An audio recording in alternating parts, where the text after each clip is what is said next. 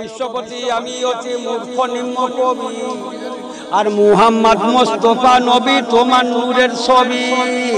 ও কবি মালিক মোল্লা বলে আল্লাহ তাহার দোস্ত তুমি, আর আরব দেশে মক্কা নগর নবীর জন্মভূমি।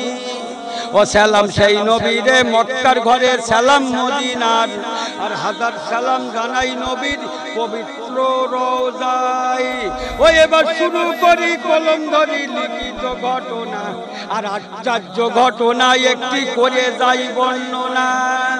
ও 23 বছর ধরে বাতিল করে 70 অভিযোগ, আর কেন নিলেন না কুয়েলার সমাজটা উদ্যোগ? ও কারণ মুসলমান দিচ্ছে প্রাণ মারছে ইহুদিরা, আর ইজ্জত হারাইতেছেন ফিলিস্তিনের মা ভগ্নীরা।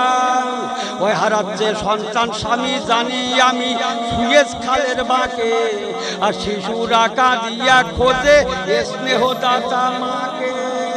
ও পাপী ইহুদিরা মাতাহারা শিশুদেরকে মারে, আর বিমান হামলা চালায় হঠাৎ রাতের অন্ধকারে। অনিহিল লোকের পরে বর্ষণ করে গোলা কামান গুলি, আর মুসলিম রক্তে রাঙা করে চলার পথের ধুলি।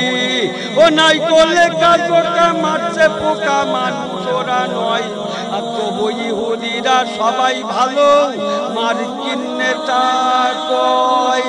লেখা শেষ করিলাম বিদায় দিলাম কলম দিলাম ছাড়ি, আর নামটি কবি মালিক মোল্লা মলিয়াপুরে বাড়ি।